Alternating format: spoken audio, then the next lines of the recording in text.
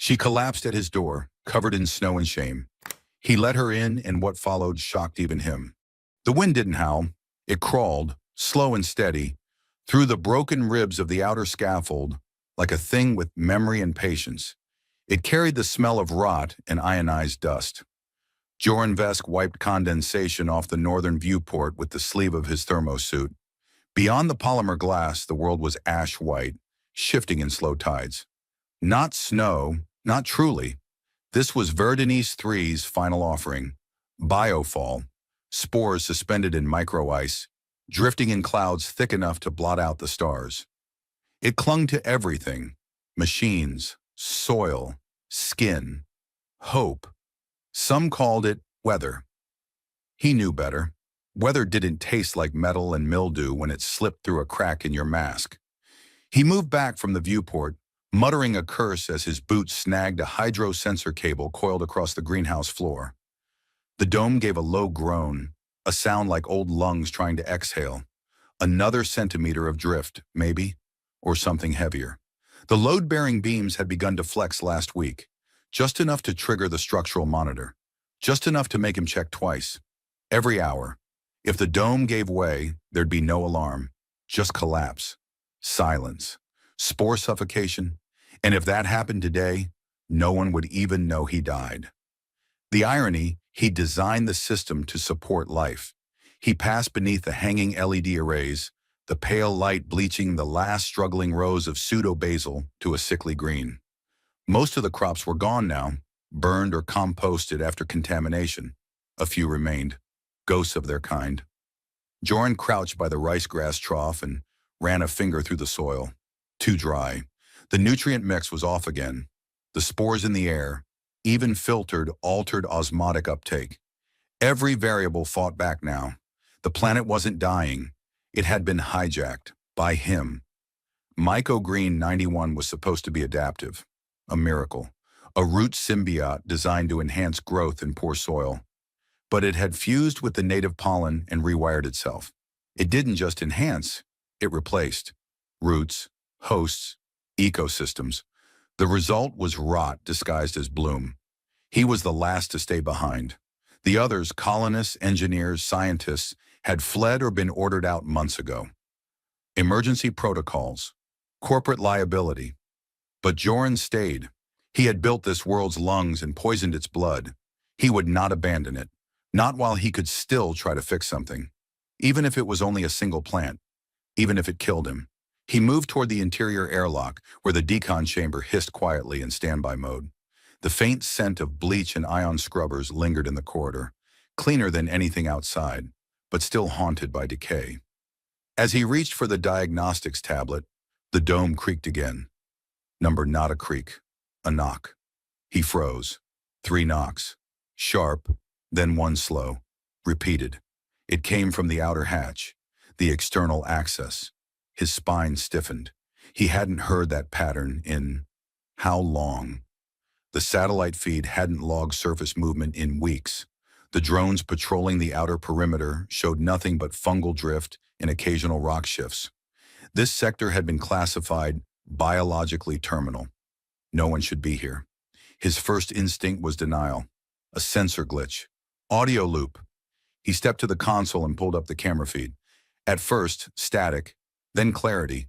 A figure slumped against the outer hatch, barely upright. Long hair lashed by wind, tangled and half-frozen. Fabric, blackened rags crusted with frost, clung to a frame too thin to carry weight. One arm wrapped across the chest. The other cradled something wrapped in layered cloth. Small, deliberate. Not standard evac gear. Not human military cut. She raised her head slowly, just enough for the camera to catch her face. Green skin, icy pale at the cheeks, lips nearly blue, and from beneath the wet tangles of long red hair, her mouth moved again. Soundless, but he could read it. Seed. He didn't think. He overrode the safety lock and punched in the decon override. The pressure equalized with a dull pop. The outer door groaned open. She collapsed forward. He caught her with both arms. She was light. Too light. Her body trembled with cold and strain, but she didn't resist. Her breath rasped like it had to scrape its way out. She didn't let go of the bundle in her arms, though her fingers were rigid and half frozen around it. Joran backed inside, kicking the hatch shut behind them. The inner seal hissed. Red lights blinked briefly. Air quality spikes. Possible biosignature conflict. He ignored them. She needed heat. Fast. He carried her past the nutrient tanks into the medbay, such as it was. A cot, some scavenged diagnostics, a heat plate wired to the emergency battery grid. He lowered her onto the cot as gently as he could. The thermal blanket hissed as he activated it, expanding over her like a second skin. For a moment she lay still. Then she flinched. Her hand flew up, not to strike, but to protect her face. Muscle memory, fear, a reflex born of repetition.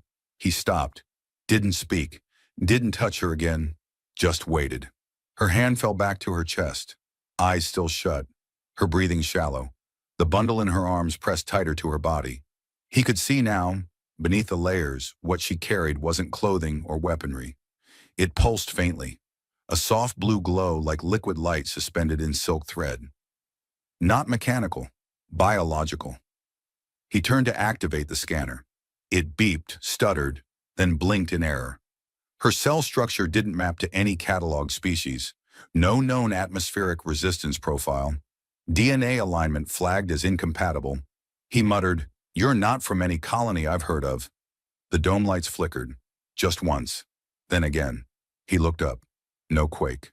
No strike. Just a flicker. He made a mental note. Recheck the relay core in the morning. The grid was old, yes, but stable. Usually.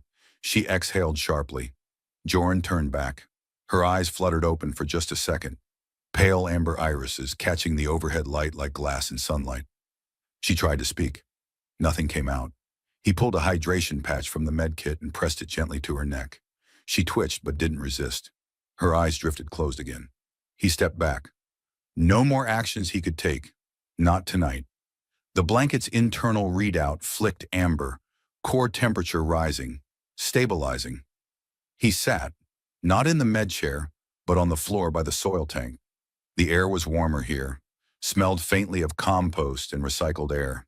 His fingers curled around a dormant tuber root half sprouted in the soil bin. He'd been experimenting, again, with old Earth-adapted strains, hoping for a mutation that resisted the rot. No luck. His gaze wandered back to her. That green skin, the red hair like molten wire stretched across the pillow. The way her fingers never once relaxed their grip on the silk bundle. Joran knew desperation when he saw it, and he knew something else. No one crossed the dead wastes of Verdanus 3 without reason. Whatever she carried, she'd risked everything to bring it here. To him. He didn't know what that meant yet, but somehow she had found him, and he hadn't let her die. That counted for something. He didn't sleep. Not from fear, not from guilt, but from something older. Something he hadn't felt in so long he barely recognized it. Hope. She didn't. Not that night. Joran hadn't slept, but dawn still came. Not in light. Verdanus 3 hadn't seen true sunlight in weeks, but in temperature. A faint shift in the dome's pressure gradients, a slight change in the filtered air's texture. The spore storm outside had softened during the night, no longer slamming against the dome in hungry sheets, but settling, breathing, waiting. He rose stiffly from the bench beside the soil tanks, rubbing the ache from his shoulders. The greenhouse was quiet, almost reverent. Machines hummed. Drip lines pulsed. The plants, what was left of them, stirred faintly beneath the grow lamps. He turned. She was still there. The alien woman lay wrapped in thermal blankets on the med cot, her green skin no longer tinged with frostbite blue. Her chest rose and fell in slow, shallow breaths. The silk pouch, whatever seed or thread she guarded, remained clutched to her side, as though stitched into her bones. Joran approached carefully, not out of fear, but a quiet respect. There was something almost ceremonial in how she slept, curled inward, arm draped protectively across her cargo, like a ritual pose carved into ancient stone. He crouched to check her vitals again. The readout had stopped, spitting out errors sometime around hour 4, still flagged as non-human biology, but the scanner had at least stabilized enough to track respiratory rate and hydration. Her oxygen uptake was low but consistent. No internal bleeding, no sign of internal fungal intrusion. That at least was something. He didn't touch her. Instead, he stood, crossed the chamber to the ration cabinet, and began to assemble what passed for breakfast. The protein base was bland, a thick greenish slurry reconstituted from algae powders and filtered water. He stirred in a pinch of dried lemon thyme, one of the few herbs he'd managed to grow without the spore rot taking hold. It gave the mixture a faint, earthy aroma, not appetizing but real, honest. He poured the mixture into a ceramic cup and turned back toward the cot. She was watching him. Her eyes were open barely, but tracking, pale amber irises, still glazed with fatigue but alert now, assessing. He stopped a meter away. "I don't know what you can eat," he said softly, "but this is warm, neutral pH, no fungal proteins. It won't harm you."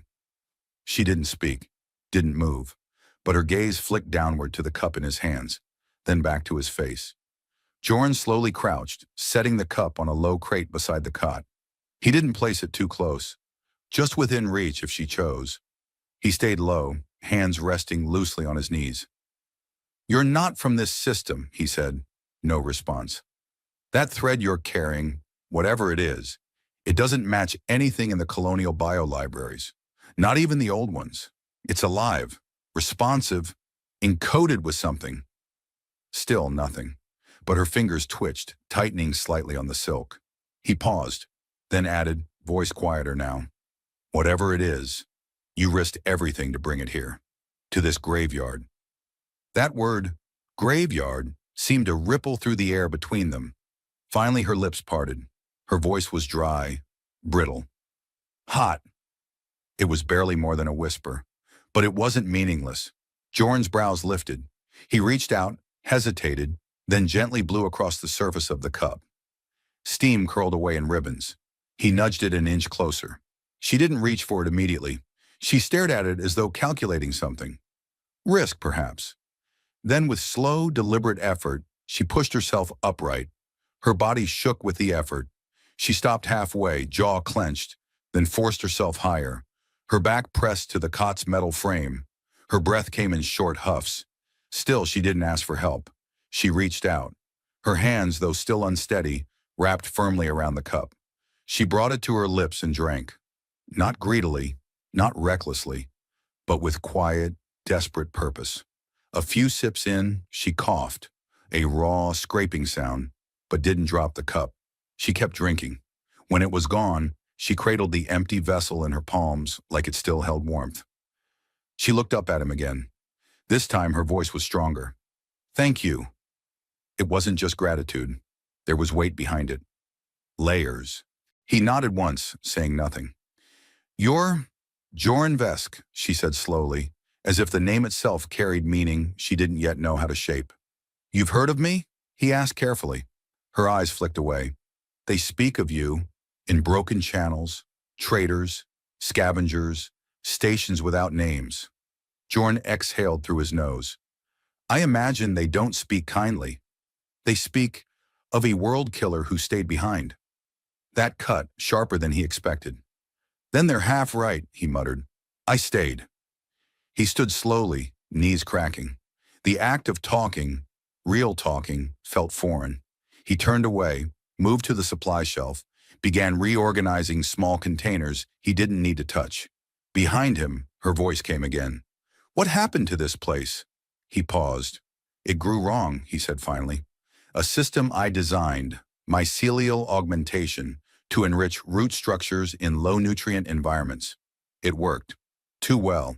It bonded with native spores, rewrote them, became viral, adaptive, self-spreading. You tried to help. I made it worse." Silence. Jorn turned back. She was staring into the empty cup. "You stayed," she repeated almost to herself, then looked up. "Why?" "Because I broke it," he said, "and I couldn't stomach the idea of walking away. Not while there was a chance, any chance, that something could grow again." She held his gaze, didn't blink. Then slowly she lifted the silk bundle beside her. She unwrapped it carefully with reverence. Inside, the seed thread glowed faintly, coiled like spun glass. Bioluminescence shimmered in pale blue pulses. The nodes were clustered, nested in a protein mesh scaffold. "This is all that's left," she said. Jorn stepped closer, careful not to disturb the airflow. "What is it?" "A seed lattice, from my people. It listens to soil, learns, mimics native biomes. But it needs a host matrix, a neural interpreter. Pollen singers like me were trained to resonate with its memory threads. You're bonded to it." "I was." A shadow crossed her expression. "I don't know if I still am." "You came here to plant it?" "I came here because I was told this was a place where nothing lives." Jorn exhaled. "You were told right. Then if it can grow here," she said, "it can grow anywhere." They sat in silence. Outside, the wind had risen again, muffled but insistent, brushing against the dome like claws on a coffin lid. Jorn looked at the flickering diagnostic panel beside the cot. The humidity was rising too fast. One of the south vent seals was losing pressure, another thing to fix. "But for now, I need to clear the filters," he said, standing. "The outer array caught a lot of spore drift last night. If they clog, the air intake fails." She didn't answer, but her eyes followed him. As he reached the hatch, he turned back once. "You're safe here," he said simply. "Whatever you are, whatever that is, I won't harm you." A pause, then, just above the hum of the grow lights, her voice answered, "I know." That was all. Jorn stepped into the lock, sealed the hatch, and let himself breathe, really breathe, for the first time in hours. He wasn't sure what she wanted. He didn't know what she carried. But she had come here, to the dead world he'd ruined, carrying life in her hands and nothing on her tongue but the word seed. And she'd stayed. That meant something, even if he didn't yet understand what. And for the first time in what felt like years, he wasn't the only heartbeat inside the dome. The filters jammed at sunrise. By the time Jaren reached the southern intake vent, a thin crust of frozen biofilm had already begun sealing over the outer mesh. It glistened like hoarfrost under the dull haze of the stormlight. But the texture was wrong, slimy under the layer of frozen particulate, pliable like soft cartilage. When he pulled it away with the scraper, it peeled in the thick, stringy clumps that hissed as they hit the heat coil. He gritted his teeth and worked faster. The filtration system was old, like everything else in the dome, and increasingly temperamental. Any delay in airflow meant increased interior condensation, higher humidity, and that meant spores could slip in unnoticed. He checked the pressure gauge, just shy of the critical mark, then turned back toward the greenhouse walkway. His gloves were sticky with residue. He scraped them on a sanitation pad by the door and stepped inside. She was standing when he returned. Talira, still unsteady, still wrapped in a thermal shawl, but upright, her long red hair damp from sweat and curling slightly where it fell down her back. She was looking at one of the hydro trays, eyes narrowed in careful concentration, fingertips brushing the edge of a stunted tomato stalk as if trying to feel something hidden beneath the leaves. Jorn didn't speak. Not at first. He just watched her from the threshold. She was barefoot. That detail surprised him more than it should have. Her toes pressed against the warm floor paneling, as if trying to memorize its temperature. He cleared his throat. "You're up." She turned, slowly, deliberately, and nodded once. Her voice was steadier than before, though still quiet. "I didn't want to stay in bed. I needed contact." "With the soil?" he asked. "With anything that still tries to grow?" He stepped further into the room, walking the perimeter path between plant beds. "You used to be a pollen singer," he said. "That's not just a title, is it?"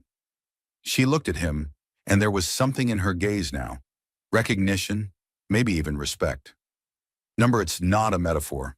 My people, we harmonize with biome feedback systems, certain root lattices, fungal signalers, even atmospheric mineral ratios. Our lungs can resonate on micro-vibrational frequencies tuned to plant signaling pathways." Joran blinked. "You mean you literally speak to the biosphere?" She gave the faintest smile. "And sometimes it speaks back." He stared at her for a long moment, then half to himself said, No wonder they turned you into a specimen. Her expression hardened. Yes, she said flatly. They did.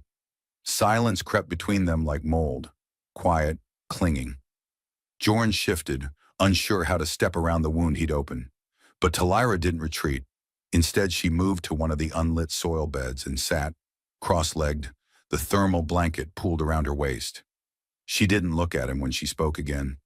There was a lab, not far from your Lyo 14 station, buried under the crust. They kept us in chambers below, monitored cycle output, forced accelerated bloom tests. I remember the air smelled like bleach and sweet rot. The wall absorbed everything. Jorn felt something twist low in his gut. They used us, she continued, voice calm now, unnervingly so. We were seed bearers, tuned for growth. They wanted crops that could root in void rock. My body was the medium, my voice, the catalyst. She finally looked up. And when I stopped blooming as they wanted, they discarded me. He couldn't find words. His throat tightened. I escaped through a waste duct, found a scavenger barge drifting along a dead trade lane, heard a story, a broken message fragment, said a man stayed behind on a dying world, a man who once made things grow. Jorn inhaled slowly. You should have found someone else.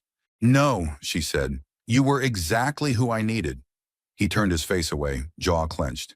I created a fungal plague. You created a gift, she corrected. It was twisted into something it wasn't meant to be.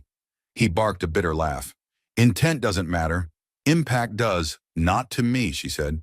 Not anymore. Her voice was quiet, but it hit like a pulse through his chest.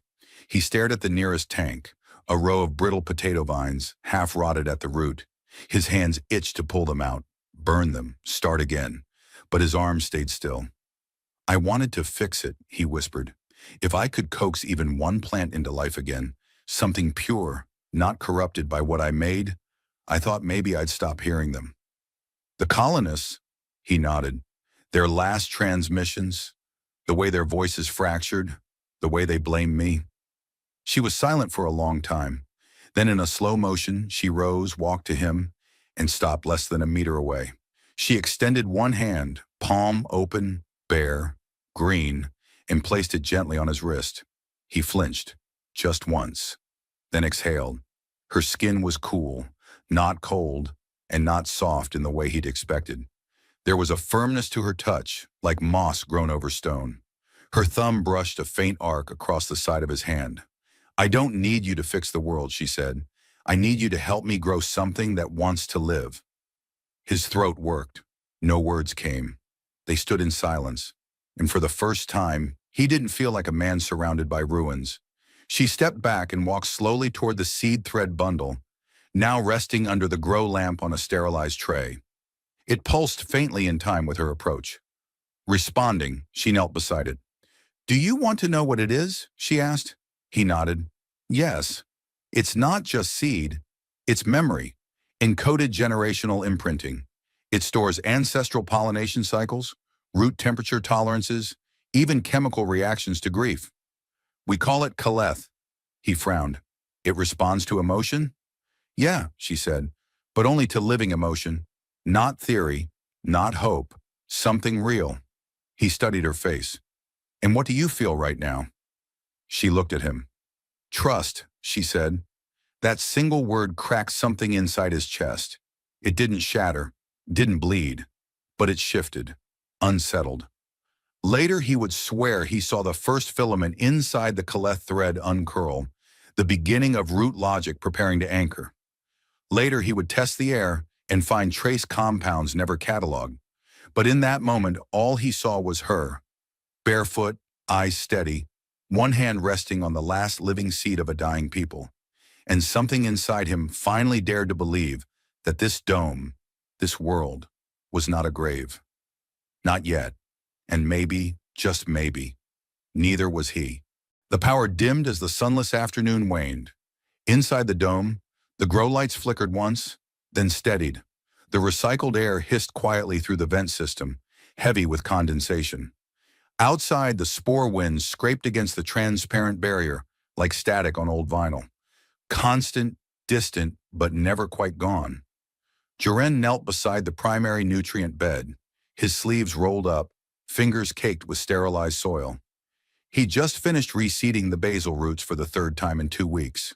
This time, the sprouts held. Barely. The new filament, the caleth, had begun to mesh with the lower layers of the dome's soil matrix, adapting faster than any engineered root web he'd seen. It was working.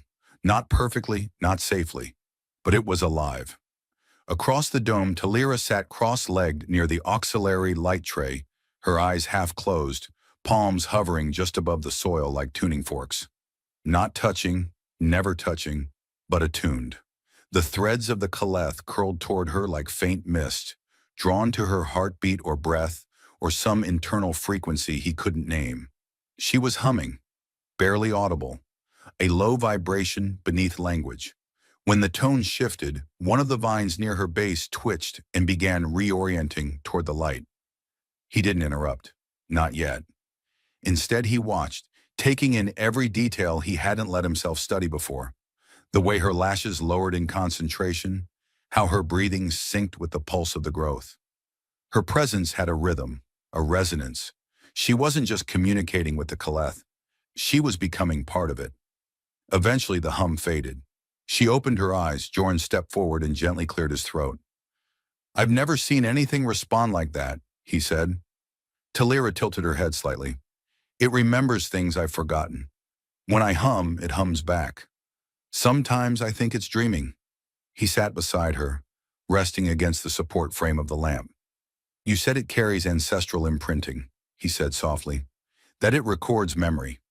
But what does it mean for you? Personally?" She didn't answer at first. Instead, she looked toward the edge of the dome, where the fog of spores pressed like a wall of smoke beyond the glass. Her voice came slow, steady. "I was born in a salt desert, Shaleth Prime, before it fractured. My caste, Pollen Singers, was once sacred, not out of reverence but necessity. We guided sowing seasons. We carried song threads that harmonized bloom cycles with climate rhythms. Our breath helped fields flower." She paused, watching a tendril of caleth spiral lazily in the air. "They kept us sheltered, fed us minerals, moisture. Not out of kindness, but because if we withered, so did the crops. I didn't leave the inner sanctum until I was 12. Jorn shifted slightly, listening more than watching. "They told us we were blessed," she continued, voice tight. "But what they meant was, you are useful." He heard the change in her tone, the bitter edge behind the calm. "Then came the wars, raiding vessels, biotrade syndicates. Our culture wasn't conquered by armies. It was disassembled and sold by piece weight. I was auctioned to a breeding lab in orbit around the Shisho system. I don't remember the name, just the smell. Ozone and bloodroot powder." Jorn's breath hitched. He said nothing. "They extracted pheromone cycles, rewrote my hormonal responses to soil signals, measured fertility output by chlorophyll saturation. When the numbers dropped, they replaced the nutrient patches with harder compounds. I started bleeding, but not in the right ways." Talira blinked once, but her face was expressionless. "I fought to keep my caleth. They let me. They thought it was broken." Jorn reached over, slowly, deliberately, and rested his palm against the floor between them. "I don't know what to say," he murmured. "You don't have to say anything," she replied, voice even. "I'm still here. That's enough." Silence fell. Thick, but not uncomfortable. He watched the way she looked at the caleth, like someone looking at a child they hadn't known how to love until it cried for them. Then she turned to him. "What about you?" she asked. He smiled without humor. "You already know the broad strokes. I know the broadcast version. I want the man's version." Jorn took a breath. Mycogreen 91 was never meant to be the problem. It was supposed to be an answer. Adaptive, environmentally sensitive. I spliced natural mycorrhizae with retro-engineered fungal accelerants from Europa soil samples. He looked down at his hands. "Everything went fine, until Verdanus uch, the pollen vectors," she said. "Too dense for stable containment." "Exactly," he nodded. "The spore load here was off the charts. Local wind patterns carried hybrid drift into non-target root systems. The whole food chain collapsed in less than 2 seasons. We tried containment protocols, but it was already airborne by the time we detected the shift." Was it your decision to stay behind? No, he said. They didn't ask. They blamed. My lab was quarantined. They gave me one shuttle window. I didn't board it. She blinked, surprised. You chose exile. I chose consequence, he said quietly. I didn't think it was noble. I just couldn't live with the idea of leaving a scar this deep and walking away clean. Talara reached over and, without a word, touched the back of his hand. This time he didn't flinch. Her thumb traced a slow, quiet arc across his skin. Her touch wasn't invasive. It felt grounding. You didn't walk away, she said, and that matters more than they'll ever understand. For a long time, neither of them moved.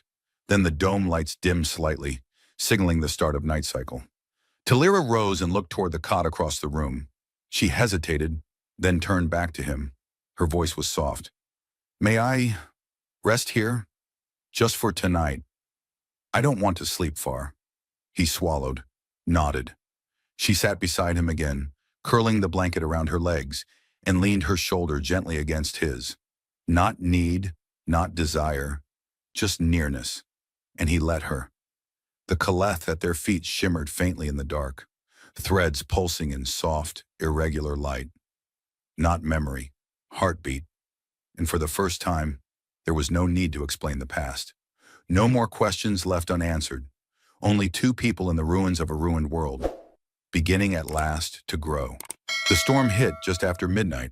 Jorn woke to the sound of pressure alarms hissing softly through the dome's intercom. Low, rhythmic pulses like a warning breath held too long. He bolted upright, heart kicking into gear before his brain caught up. Across from him, Talara stirred beneath the thermal shawl, eyes already open, alert but calm. The dome lights pulsed once, shifting to amber. System breach? She asked, sitting up. Not yet, Jorn said, already moving. Probably an external vent clogged again. Spore accumulation. But the pressure drops sharper than it should be. He slid into his boots, keyed the manual override on the systems panel, and pulled up the live diagnostic. Outer air density was spiking, more than just spores. This was a full surge. A mass swell of bioparticulate driven by wind shear and atmospheric shift. A fungal bloom front, bigger than anything he'd seen in weeks. Get the seed thread off the main tray, he said. Put it in the internal cryobox. If the filters collapse, we lose airflow, and that thing might be the most viable life form in two systems. Talara was already on her feet, barefoot and steady. She didn't ask questions, just moved. Jorn sealed the access hatches, redirected all auxiliary oxygen channels to the med chamber, and toggled the emergency purifier. The dome groaned, deep, bone-level sound that rattled the walls. The kind of sound that meant something was pushing too hard on the wrong side of the skin. He turned just as Talara returned. Her hair was damp with heat, her breathing sharp. It's stored, she said, but if the power goes, that box only holds temperature for 2 hours. I know. The lights flickered again. Once, then again, faster this time. Main conduits grounding out, Jorn muttered. The storm's ionizing the exterior mesh. What does that mean for us? It means if we don't get ahead of the spread, we might lose power across half the dome. She didn't blink. Then let's not lose it. There wasn't time for hesitation. Jorn grabbed the insulated coveralls, threw a second pair toward her. These won't fit you perfectly, but they'll hold your body temp while we're out there. You're going out into the storm? I have to clear the intake manually. If the spore curtain seals the southern ridge, we suffocate in our sleep. Talara pulled the suit over her frame with practiced efficiency. When she spoke, her voice was steady, but quieter now. I'm going with you. No, you don't have time to argue. You don't have enough protection. She paused, eyes sharp. I've survived worse. I won't slow you down. Their eyes locked. Something passed between them, not defiance, but insistence. She wasn't offering help. She was making a promise. He nodded once. They sealed the outer lock in tandem. The air outside was chaos, not in volume or speed, but in density. It wasn't wind, it was weight. The storm pressed down, thick with frozen spores and fibrous fungal debris. The sky above was a pale bruise, lit from within by bioelectric flashes, static flares generated by spore friction against the dome's magnetized hull. Visibility dropped to a meter almost instantly. Joren took the lead, his breath tight in the rebreather mask. The path to the intake vent was barely visible, partially buried under soft, wet drifts that hissed when disturbed. Talira moved behind him, one hand lightly brushing his back to keep pace. They reached the conduit just as the intake system's red beacon blinked out, choked with buildup. Joren knelt beside it, activating the manual override. The vent cover was sealed shut, the emergency lever buried in biomass. He cursed, dug in with his gloves, tearing at the thick crust that had fused like fungal ice over the panel. Talira crouched beside him. Here, pull. Together they scraped the blockage away. Every handful released a foul, fermented scent, wet mulch and mold. The gust of reactivated air screamed from the open vent, nearly knocking them back. The sudden change in pressure rippled through the storm around them. The wind shifted.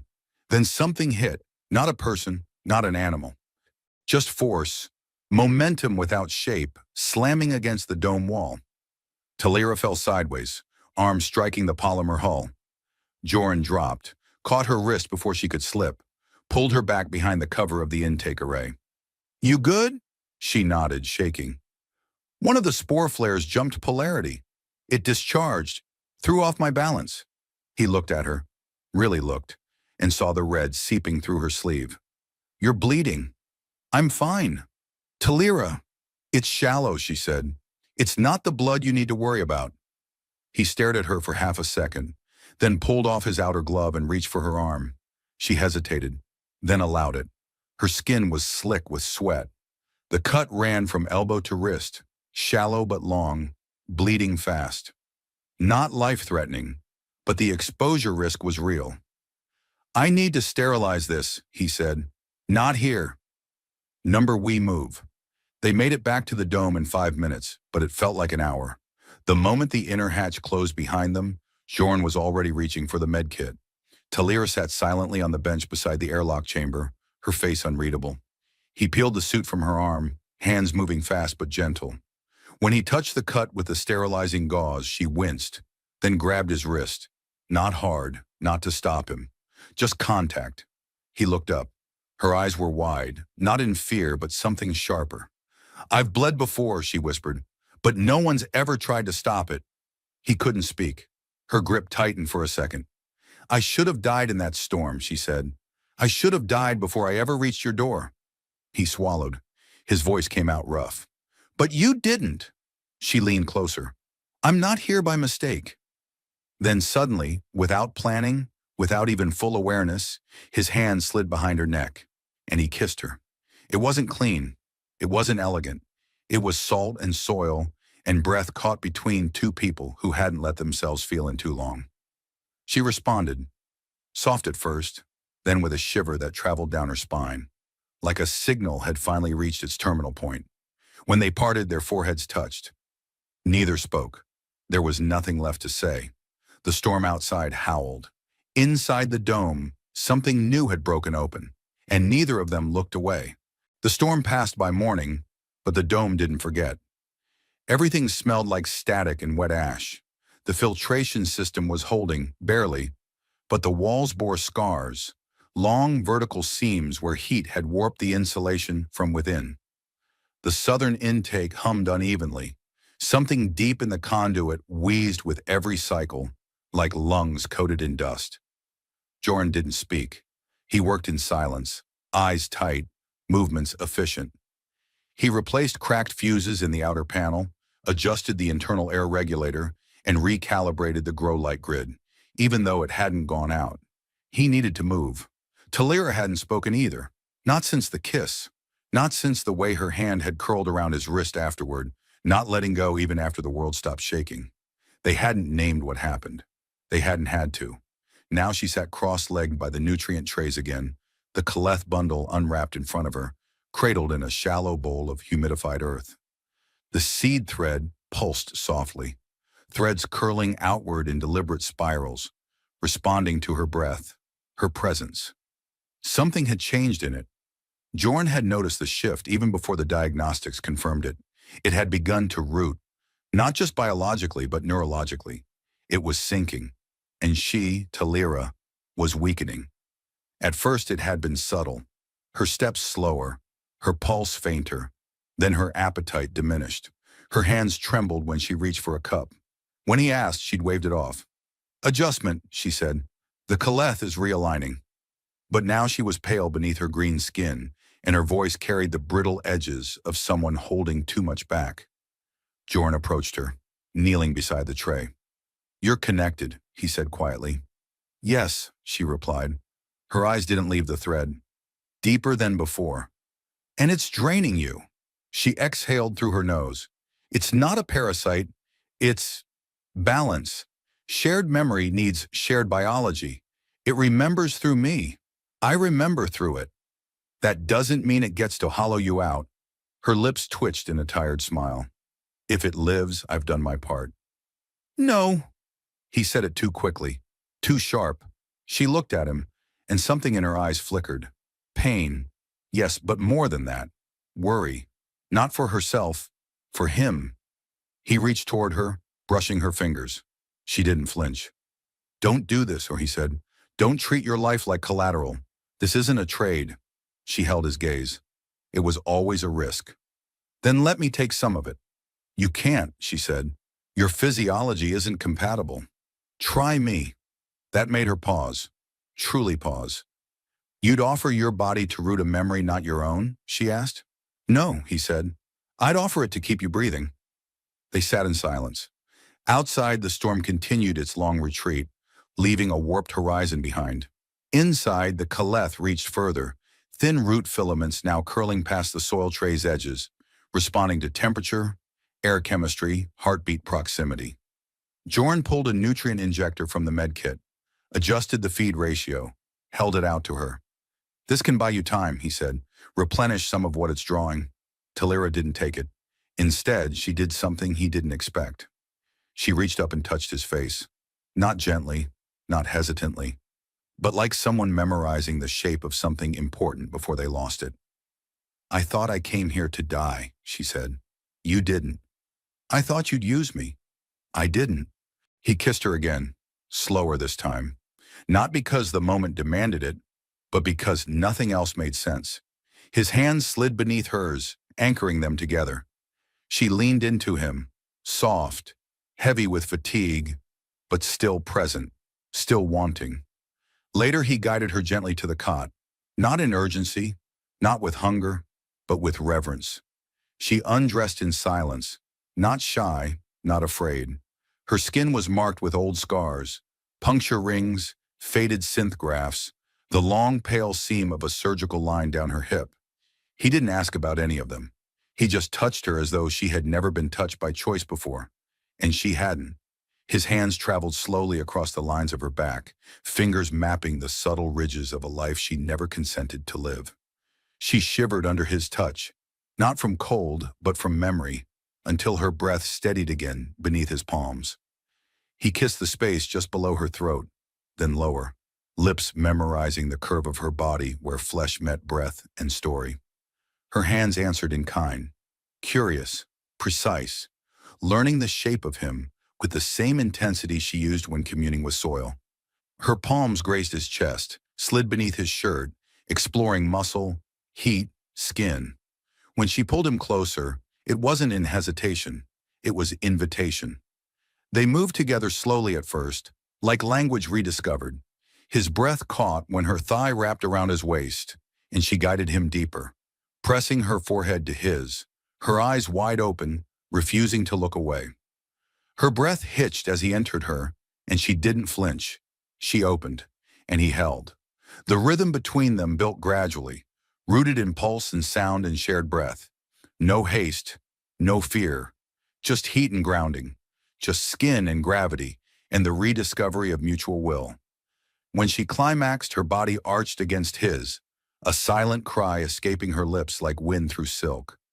He followed soon after, her name broken softly in his throat, buried in the crook of her shoulder. And then stillness, complete and unforced, her limbs wrapped around his, anchoring him to the warmth they'd created. When it was over, she cried, not from pain, but from release. He held her as her shoulders shook, quiet sobs muffled against his chest. He said nothing. He just let her exist. When her breathing settled, she whispered against his collarbone, "I didn't know this was possible." "Neither did I." Snow still roared beyond the dome's walls, a steady breath of white silence pressing against the glass. Outside, nothing had changed. Verdanes 3 remained a frozen relic, its fungal storms painting every horizon in shades of ash and frost. But inside, life had taken hold, and not just the kind with roots. It had been 3 weeks since that night in the hydroponics chamber. 3 weeks since her body curled against his in heat and hunger and trust. Jorn hadn't known what to expect after. He'd woken with her arms slung across his chest, her breath slow and real beside him. For the first time in years, the silence didn't crush him. It held him. It whispered, she stayed. The days that followed moved in quiet rhythm. Talara rose early, always barefoot despite the chilled floor. She tended the Caleth roots with slow hands and half-closed eyes, as if she were listening. And maybe she was, because the Caleth had bloomed. Once fragile filaments had thickened, stitching their way through old soil beds, entwining with human grain strands, forming a hybrid web that pulsed like a vascular system. Under the warming lamps, petals unfurled, translucent, lavender-veined, breathing. Even Joren, who designed half the world's soil protocols, had never seen anything like it. And neither of them spoke aloud what they suspected, until the morning she threw up behind the generator core. He found her sitting on the floor afterward, knees drawn to her chest, lips pale but curved in disbelief. One trembling hand lay on her belly, barely touching it, as if she feared breaking the truth. "I didn't know if I could," she whispered. Jorn crouched, brushing her damp hair back. "You can." Her eyes met his, green against green. "And I didn't know if I wanted to," she admitted. He didn't speak. He just touched her hand and left it there. That night they sat at the observation window, pressed shoulder to shoulder. She cradled the warm bulb of tea he'd brewed from salvaged herbs. Outside, the wind traced pale scars across the snow. Inside, her voice was steady. "In the breeding chambers," she said softly, "I was made to believe my body was only useful if it produced something. Something to sell, to splice, to measure. I stopped feeling it was mine." He felt her hand close around his. "But you didn't touch me like I was a vessel," she said. "You touched me like I was a choice." Jorn swallowed, the words catching somewhere deep. "You gave me a future I didn't think I had," he murmured. "And it didn't come from data or design. It came from surviving with you." The uplink beacon had gone live 2 days earlier. Just a brief transmission. No details. No plea. Coordinates. Status. Viable. Life restored. If anyone out there was listening, they now knew Verdanes 3 wasn't dead. But Joren no longer waited for their response. He sat now in the medbay, which they'd converted into a sleeping alcove. Talira lay curled on the padded cot, her skin bathed in the low light of the Caleth's bloom. Her stomach had rounded just slightly, still barely visible, but real. He reached to touch it without waking her. He could feel warmth. More than that, a pulse. In her, life had started again. Not just species saving seed lines, but life born of them. Together, Shaleth and human, hybrid, whole. He stood watching her sleep, her chest rising and falling, her fingers curled under her cheek. She no longer flinched in her dreams. She no longer kept a weapon by her side. And that was everything. He moved into the greenhouse chamber, now verdant with careful rows of food. Caleth vines shimmered with moisture. The old irrigation units he'd repaired now dripped rhythmically into living soil. The colony Joren once poisoned had begun to recover, because he had learned something no data file ever taught him. Life isn't about perfect systems. It's about broken things mending each other. The door behind him hissed open. She walked in barefoot, her crimson hair loose, skin glowing against the greenhouse's soft gold. Without a word, she stepped into his arms, bearing her face against his chest. He held her like breath. "They'll come eventually," she whispered. "I know. But even if they don't, we'll build something they'll never forget." She nodded, her hand covering her stomach again. Outside, the storm raged. Inside, something stronger had taken root. Not just life, not just love, but the will to live together. And this time, when the wind howled and the dome creaked, Jorn didn't turn away. He stood, hand in hers, ready.